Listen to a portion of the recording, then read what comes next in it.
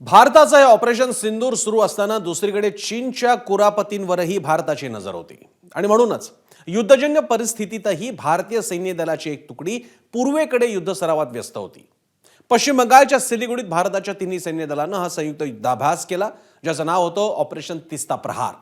या धाडसी युद्धाभ्यासातून भारतानं चीनला कोणता संदेश दिलाय, काय होतं या युद्धाभ्यासामागचं नेमकं कारण आणि धोरण, या तीस्ता फायरिंग रेंजची नेमकी वैशिष्ट्य काय आहेत, या रिपोर्टमधून पाहूया।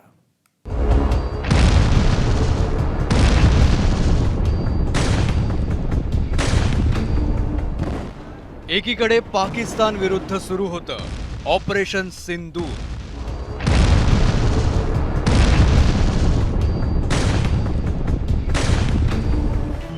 पण त्याच वेळेस दुसरीकडे सुरू होती चीनी ड्रॅगन विरोधात लढण्याची तयारी।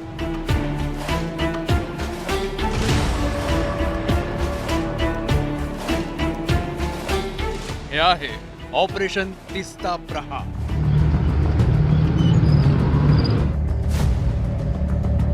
रोबो, रणगाडे, ड्रोन्स, हेलिकॉप्टर आणि अत्याधुनिक शस्त्रास्त्र, ही सगळी दृश्य आहेत 8 मे ते 10 मे दरम्यानची।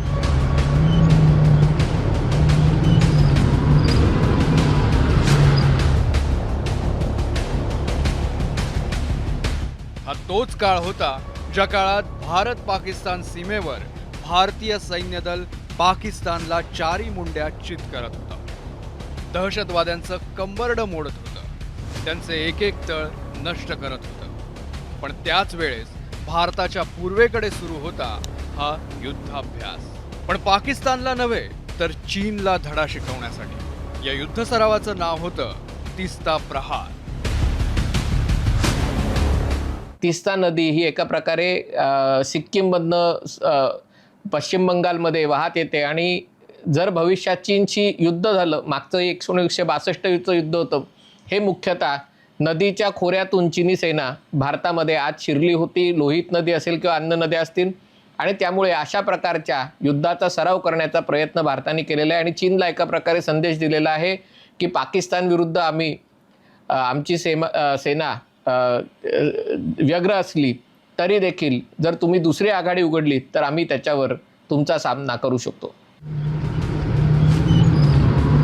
आता हा सराव झाला ती तीस्ता फील्ड फायरिंग रेंज नेमकी कशी आहे ते पाहूया। पश्चिम बंगालच्या सिलिगुडीमध्ये भारतीय सैन्य दलाची तीस्ता फील्ड फायरिंग रेंज आहे। बंगालमधील तीस्ता नदीच्या काठावर या रेंजची उभारणी करण्यात आली आहे। 1960 पासून तीस्ता फील्ड फायरिंग रेंज कार्यरत आहे। उत्तर आणि ईशान्य भारतातील हे सर्वात मोठं गोळीबार क्षेत्र आहे। भारतीय सैन्य दलाच्या वेगवेगळ्या युद्ध सरावासाठी तीस्ता फील्ड फायरिंग रेंजचा वापर होतो। याच ठिकाणी भारतानं गेल्या आठवड्यात युद्धाभ्यास करून चीनला सूचक इशारा दिलाय। चीन पाकिस्तानला प्रचंड प्रमाणामध्ये मदत करतो आहे। 20 अब्ज डॉलर्सची त्यांनी शस्त्र दिली आहेत, त्यांना तंत्रज्ञान पुरवलेलं आहे। त्यांनी 5-6 सॅटेलाईट हे केवळ पाकिस्तानकरता आकाशात घातले होते। म्हणजे तंत्रज्ञानाची मदत असो की शस्त्रांची असो की फायटर एअरक्राफ्टची असो की मिसाईल्सची असो, सगळ्या प्रकारची मदत चीन पाकिस्तानला करतो आहे आणि पाकिस्तानला युद्ध जास्त चांगल्या पद्धतीने लढण्याकरता मदत करतो आहे। तर म्हणजे आपल्या मनात काही डाऊट नको की चीन आपला नंबर 1 शत्रू आहे आणि चीनी शस्त्रांमुळे आपले जे काही सैनिकांना वीरगती प्राप्त झाली तर त्याकरता जबाबदार चीनी शस्त्रसुद्धा आहेत। म्हणून चीनला क्लिअर कट मेसेज मिळाला पाहिजे की तुम्ही आमचे शत्रू आहात आणि चीनच्या विरोधात सुद्धा आपण एक बहुआयामी लढाई ही सुरू करायला पाहिजे। गेली अनेक वर्ष भारताच्या ईशान्य आणि पूर्व सीमेवर चीनच्या कुरापती वाढत चालल्या।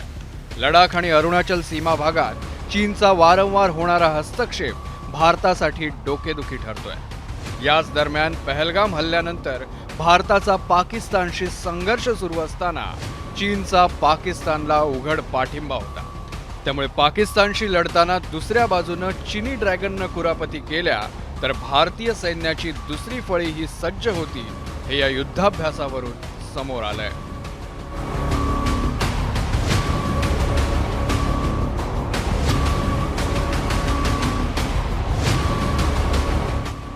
चीनच्या सीमेजवळ उघडपणे आणि इतका धाडसी युद्धाभ्यास, यातून चीनला हवा तो संदेश मिळालाच असेल. ब्युरो रिपोर्ट, एबीपी माझा. एबीपी माझा, उघडा डोळे बघा नीट.